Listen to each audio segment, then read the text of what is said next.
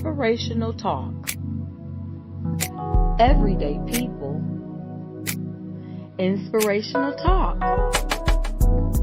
Intentional choices. Inspirational Talk. Extraordinary outcomes. It's Inspirational Talk with Toneal. Now here's your host, International Award-winning author and filmmaker, Toneal M. Jackson. Hi guys, how are you? Welcome to another episode of Inspirational Talk with Toneal. And I am so excited about today's guest.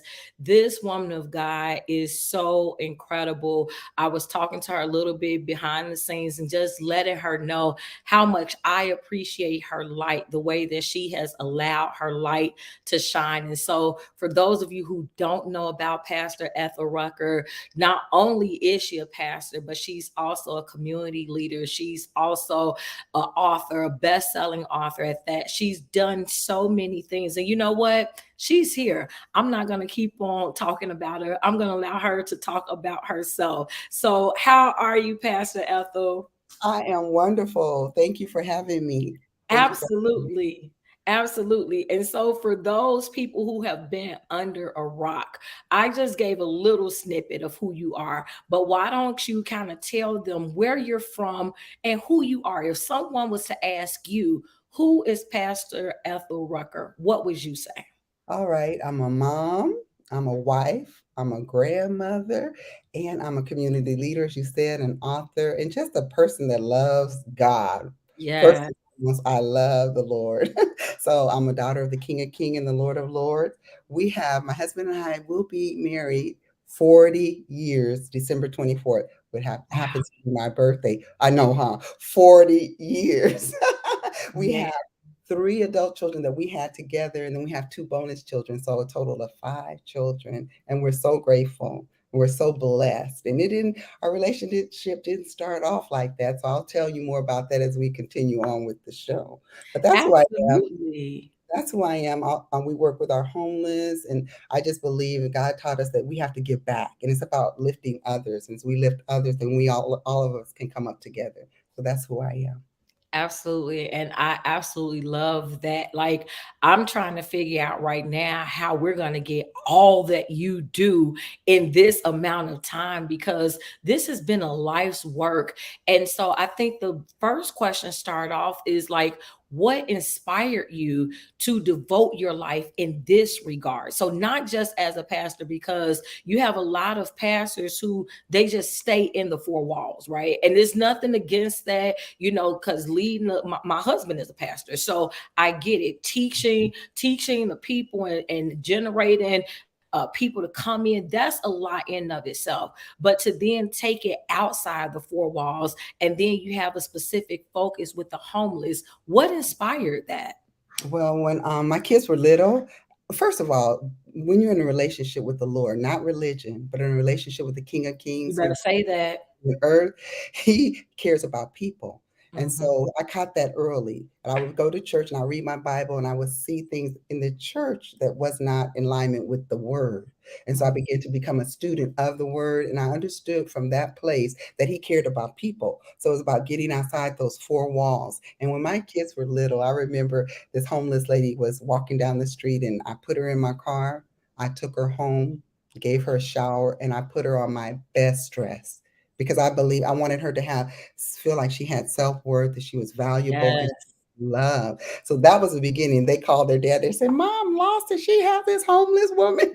And so that was a passion in my heart that I wanted to just be able to help, to lift, and to give people dignity, because sometimes you don't know the story. You don't know what got them there. And we don't judge people because we don't know what circumstances they have gone through to get them there. So I wanted to be able to just lift her that day and let her know that she had value. She was somebody, and put her, like I said, on my best dress, what I would want to wear for myself. So, Absolutely. And you know what? You said something there, because a lot of times, number one, when you have certain people that help people, they want to make sure that they do it while they're recording, while it's going live on Facebook, while somebody else can see it. But here's the thing. it's important. You said something about dignity, and it is very important that people don't feel like they're your charity case, because at the end of the day, they probably were in better times than what they are now, and life just happens to all of us, and it just happens in different ways. And so again, I say kudos to you for doing what you're doing, because it's not like you just started doing this. You've been doing it for a while. And so why don't you tell us a little bit more? Because I remember I went to your Facebook page and I saw some of the work you've been doing with homeless shelters and how you bring food and you get people involved. So why don't you tell us a little bit about the actual work beyond the individuals that you help? Okay. Well, I wanted to just go back a little bit too to elaborate on how another aspect was when I was 18. My mom, that's a whole nother story, had asked me to leave at gunpoint. And Oh, wow. so for a moment, I was homeless. So I know what it felt like. I know what it felt like to go to places and they made you feel like you were worthless. You had no value. Standing in the lines when they wrapped around, when they used to give you that government cheese and they Mm-hmm. have those different stamps and stuff like that. So I know I was a product of that. So I understood that I never wanted to make anyone feel like that, like you were saying, to give, because I knew they didn't know my circumstances. They didn't know that I had been put out at gunpoint. All they could see was I was just a number.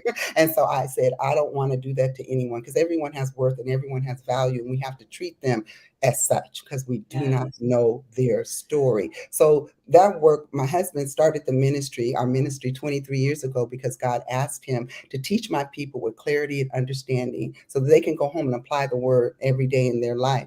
And we started with our 3 reluctant children. And from there, I used to take my kids because I believed in giving back and Mm-hmm. serving, because the scripture says, Jesus himself said, I didn't come to be served, but I came to serve. To be I your son. take Right. So I took his example and I began Mhm. to just get in the neighborhood, and I had them with me. And I said, it's important that we give back. I would take them to Yes. the lesson homes and I would have them to actually do the hair of some of the seniors that were there. If they had trash in their room, they would take it out because I wanted them to learn the importance of giving back.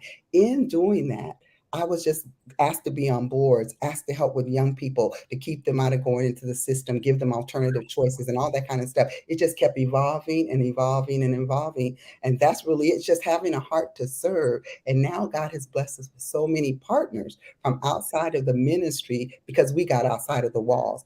And I believe you meet people where they are and you don't come across like you're all, high and mighty. Come You're on. Come bold. on.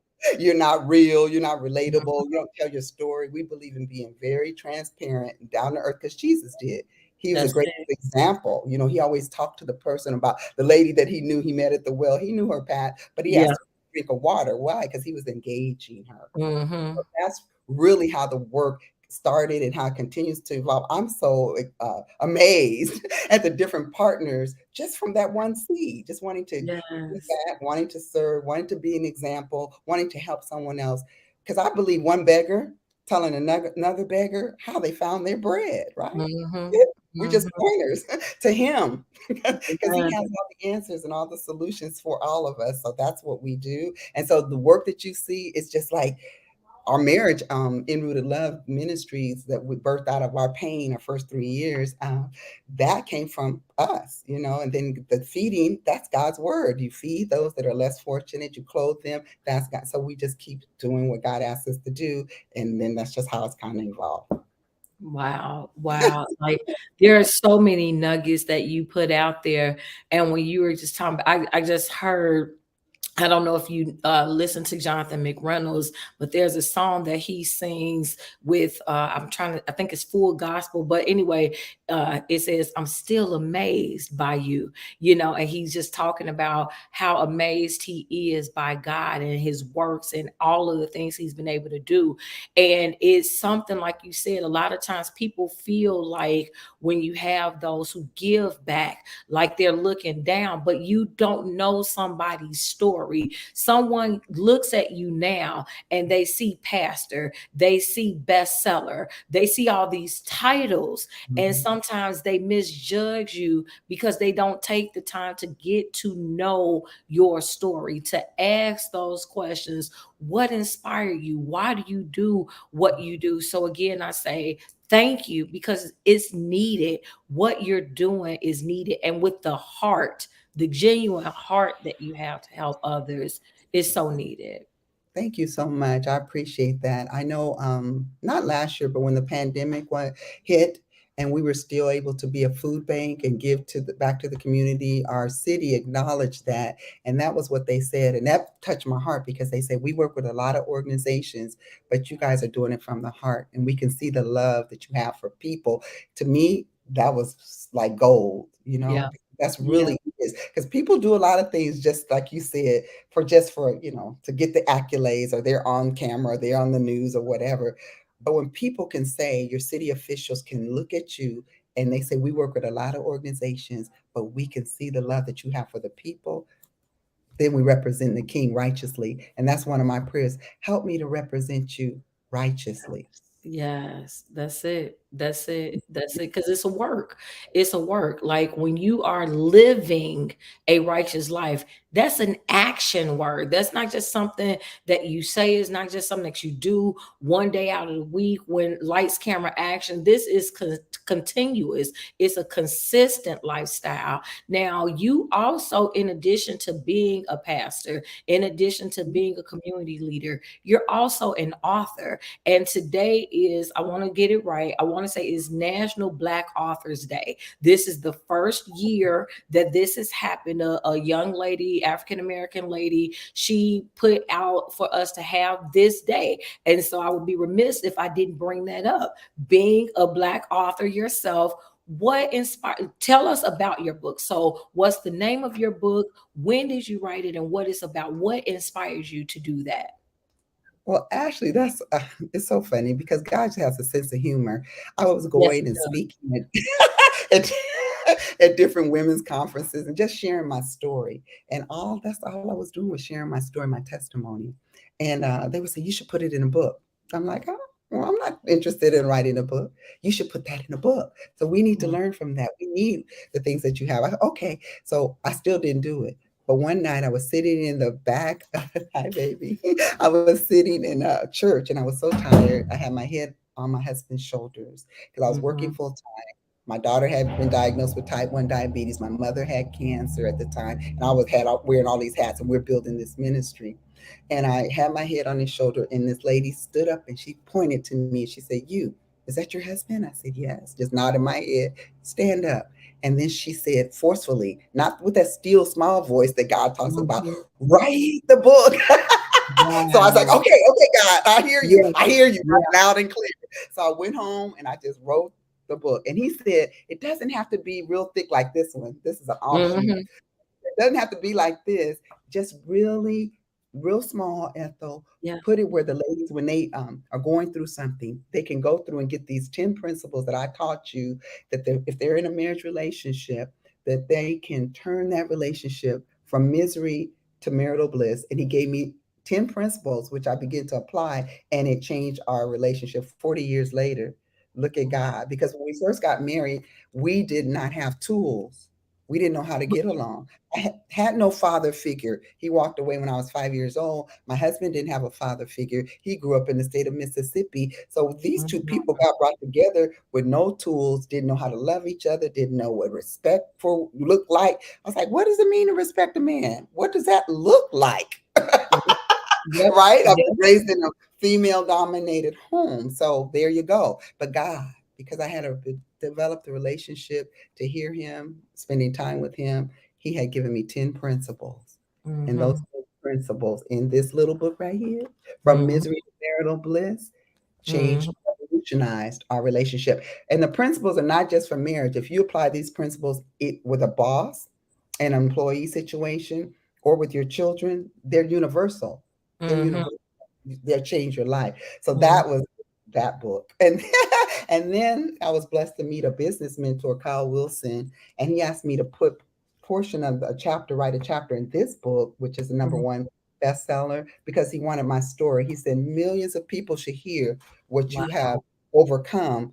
It'll Yeah. help so many families and so many lives. So those are the two books, and there's another one, but that's my husband's book I that love that.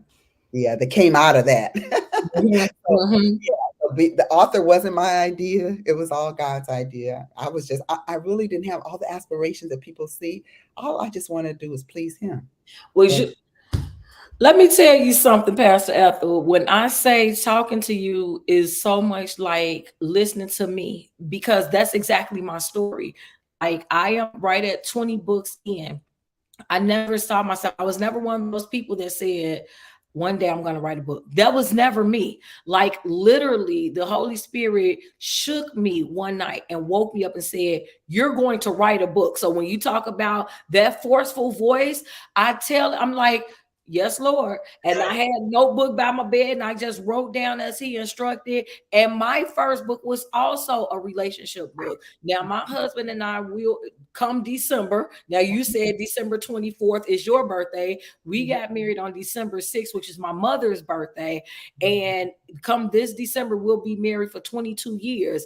But our relationship, like yours, and I think that many people need to hear that. They need to understand the truth about marriages. Like I'm not saying all marriages, but every marriage is not always like this textbook, this storybook, this fairy tale, where, oh, she sold this and he sold that and they come. No, for some people there is work work. because you don't understand each other. Like it's a whole job to not just get married, but the job is in staying married. So, like, if you wouldn't mind being transparent, Mhm. what do you feel was maybe one of the greatest challenges that either you had to overcome, or one of the greatest lessons that you had to learn as it pertains to marriage? Well, for me, it was submission, which that word I know. I'm trying to tell you, I would have thought you were Aries because you so much like. I promise you saying some of the same things, but go ahead. I'm sorry, I didn't mean to interrupt you. Go It's ahead. okay. So it's submission. When I heard that word, I said, and it's in the book, it made my skin crawl because I'm like, what? I got to do what? I got to learn to submit Who? to who and how and why.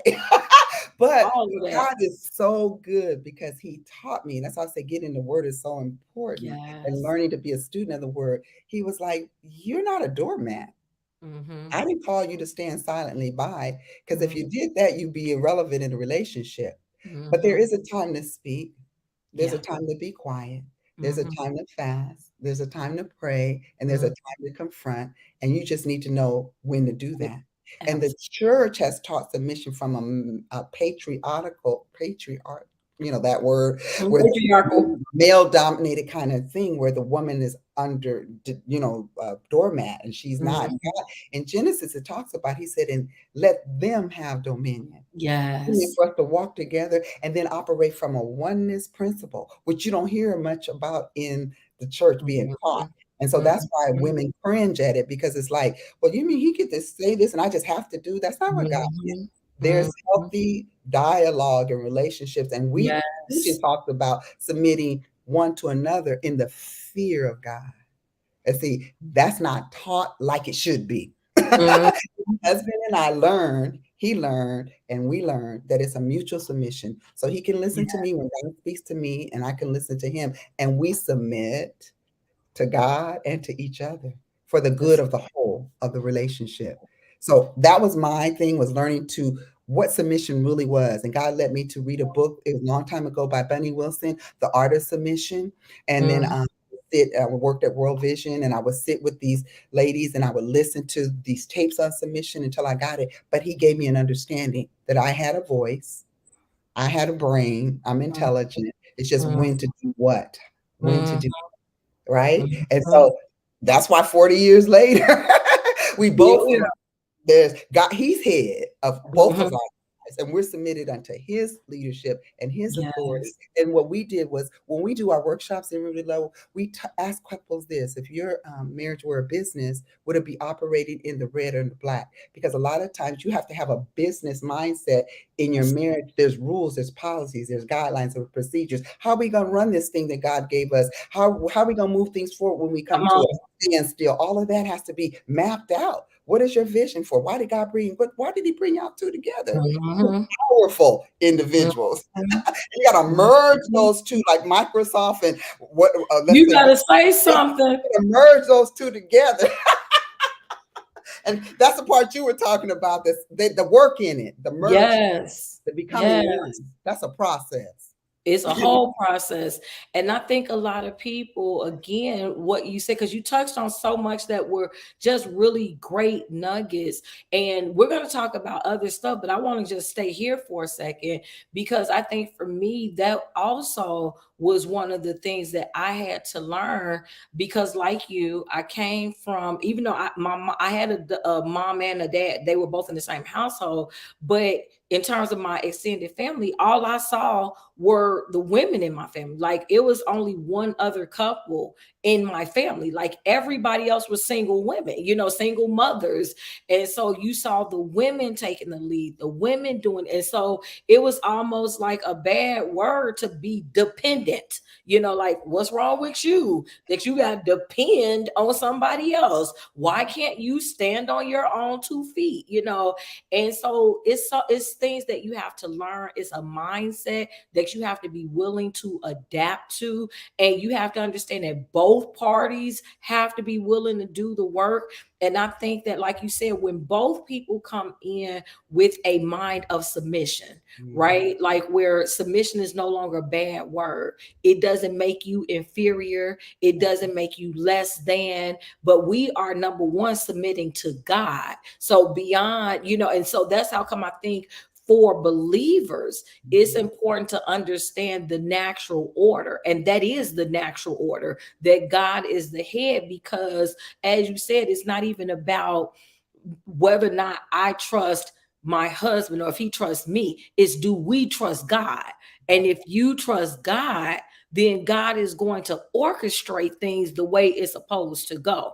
So, like, for you, 40 years Yeah. in, Right. what has been the most rewarding part to stand together? For me, my husband came to, now this is an interesting story. He wasn't even, when I met him, he walked through the church door and the Lord spoke to me and said, "That's your husband." Now, he wasn't even a Christian at the Mhm. time. Now, here I am, a little church girl. They say I was a church girl. I was in church, right? And here this guy come through the door. And God said, "That's your husband." Now, God spoke to him too, which is really interesting. God spoke to him too. I always say it's not one-sided. God spoke to him and he spoke to me. And he knew that I was to be his wife, because we only went on 3 dates. So we didn't know each other, but we just wanted to obey God. We knew that God had said we were husband and wife. And we didn't know each other. We laughed now. We said if we had known each other, family, we probably would have did a Jonah on God. but but but the most rewarding for me is to watch how God has taken this man from the streets, per se, not indoctrinated by the church religion and jargon and Mhm. dogma and all that stuff, Mhm. and lead him. And he began to had a quest and a thirst for God. And he tells people now, "I watched the Christ in you. I watched your relationship with the Lord, which is what drew me," which goes back to the word. We can win them Yeah. without nagging them, without, Yeah. "You need to come to church. Well, you need to be spiritual. Why are you Come not reading your Bible? Why?" on. By our life. Absolutely. And he watched my life through the years. And when he knew at the beginning he wasn't treating me the way he should, and I stopped getting in his face and telling him he wasn't a man and all of that, and started Mhm. doing the word, God began. He said, "The heart of the king is in my hand, daughter, Yes. and I can turn it." And I Mm. start seeing him. So the reward now is to see that man's transformed life. And he's on purpose, and we're working together, business partners, ministry partners, lovers in life, best friends. That's rewarding to me, especially in our community where Mm. so many women are still by themselves and so much divorce is rising even in the church. To be able to be example. And I asked God, I said, I want to be example that people could be able to say it's possible when two Yes. broken people, two dysfunctional people will come under your lordship, come under your leadership, and begin to let you tell us what to do, the things we need to make changes. Because when I was in my prayer time, he wasn't talking to me about my husband. I Come go in there complaining. And then come on. then he turned the light on me and say, "Well, what about that attitude, Ethel? What about that facial expression? What about When you started off, you said God has a sense of humor. I say that all the time because that was exactly what I went through when, and not just with my husband, I'm saying in life in general. When you ask God to show you better sit down and be ready. Because so many times you want to complain about the they. And my grandfather said one thing that held with me. He said, every time you point the finger at somebody, you got three pointing back at yourself. And so, like, after a while, after God started to nurture me and mature me, where I could actually stand it, because it was always, why they doing and he doing and she doing and the Lord is like, well, guess what, baby, you not perfect either. And he don't coddle me. When he talks to me direct. And I believe that God knows his children, and he knows that I'm the type of person you got to talk directly to me. Don't do all that little, because I don't know how to do that. I don't sugarcoat. So don't sugarcoat to me. Just tell me exactly how it is. And he gets straight to the point. You need to shut your mouth sometime. You need to learn how to listen. You need to give some more compassion. And so, and though once I started coming to that, is okay, well, Lord, help me to be what you're saying I need to be. And so I just want to say to you, like, you definitely, I can see where the inspiration comes, like when people look at your life, you are inspirational. And a lot of times the Bible says, to whom much is given, much is required. And you touched on the story about being put out at gunpoint from your mom. At that time, you probably didn't understand. You touched on different issues that you went through with your marriage. At that time, you may not have understood, but the fact that you are still standing, that's what touches so many others, because they're like, if she did it, then I can do it too. So I just want to encourage you to just keep on going, because sometimes life, life's, I always say life be life. And sometimes when life starts life, and you may either question yourself, sometimes even question, Lord, why? You get tired.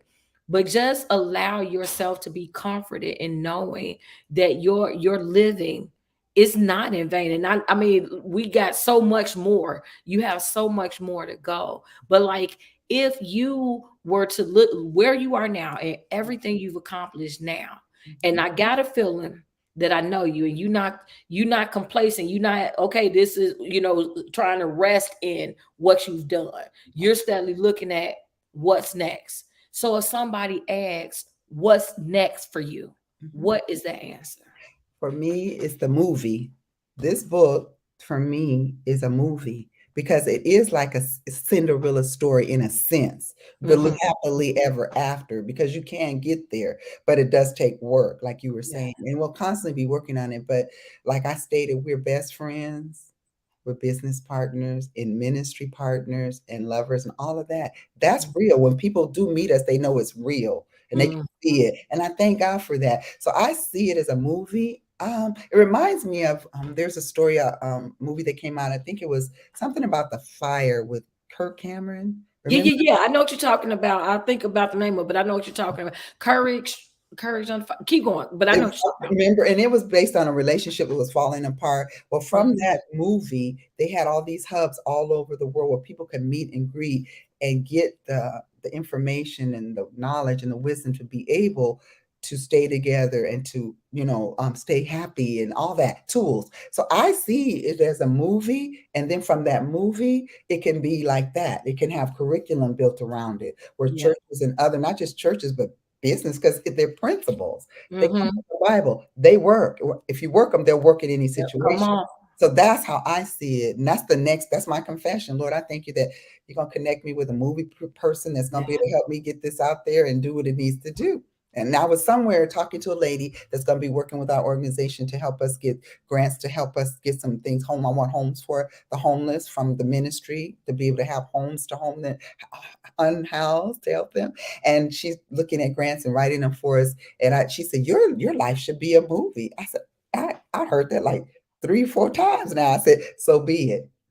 I'm in agreement. So that is the next thing, is for I see it as a movie on the big screen for everybody to enjoy, because there's a whole bunch that you can't put in the book. Absolutely. You understand what I'm saying? There's Mhm. more to the story. And I Mhm. think the more needs to be told so that hope, people can have hope. Like you said, I believe in life. One of my mantras I live by, it doesn't matter where you start, but it does, you have control of where you're going to land, because That's life it. is choice driven and we live and die by the choices we make. My life is so similar to Joseph. I see God took me out of stuff so that he could take me ahead. Then now I'm even able to hire some people in our church and our ministry and do what Joseph did, be a blessing to family and other people, church members and stuff like that, because of where God has placed him.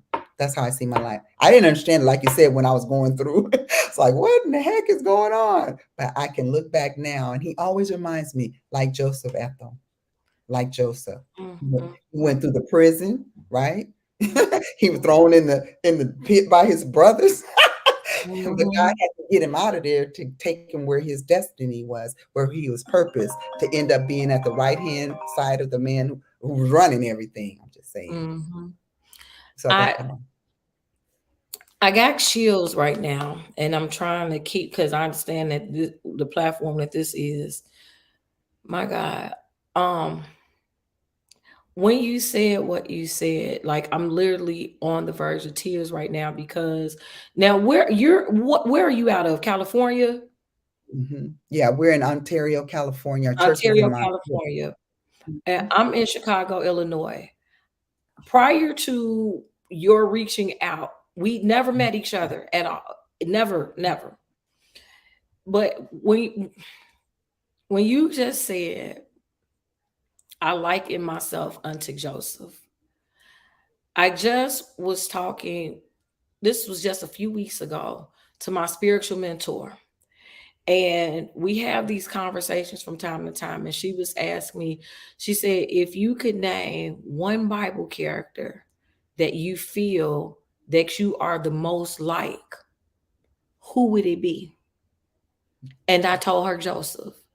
And the fact that, I mean, like, this entire, your first book is a book on marital principles. My first book was a book on marital principles. Like, all these different things is just, God doesn't work by coincidence.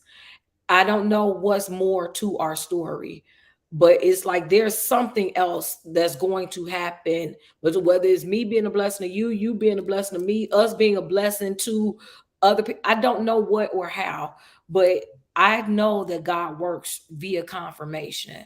And it's just been too many things to happen in 30 minutes that lets me to know it's not coincidence, and it's not going to be something that we have to make happen. Whatever it is, God is going to do it. But I just want to say, Lord, it is well. Whatever it is well. Um, it has been a pleasure having you on the show. If people wanted to connect with you, how can they do so? So whether it's you personally, the church, the ministry, how can they connect with you? Okay, yeah, they can go to our website. It's www.christiandevelopmentcenter.org. They can go to enrootedlove.com. They can follow us on our IG, which is Develop My Christian, because the name of our church is Christian Development Center. So they can find us there. In my Facebook, we have a Facebook page, Christian Development Center, and then I have my own Facebook page, which is just Ethel King Rucker. So they can follow me there. That's where they can find me.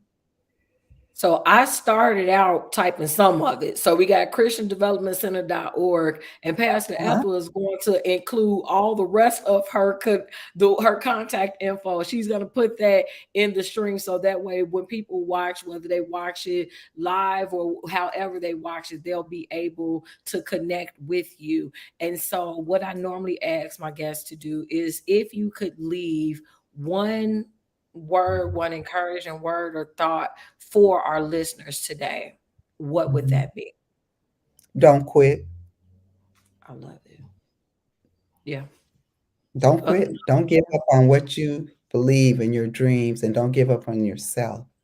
You have to mhm. believe in yourself. You believe in, if you believe in God, I do. Believe in God and don't ever quit. Don't quit.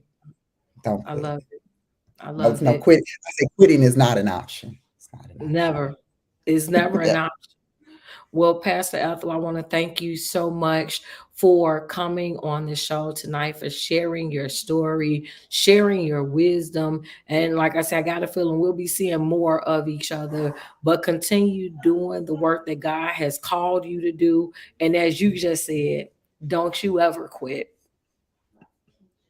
And for all of you all who have tuned in to the show, I want to thank you all so much for watching, for continuing to tune in week after week. And if you would like to be the next guest on Inspirational Talk with Toneal, then I encourage you to send an email to TonealJackson@yahoo.com. Again, we are everyday people. That's who we're looking for.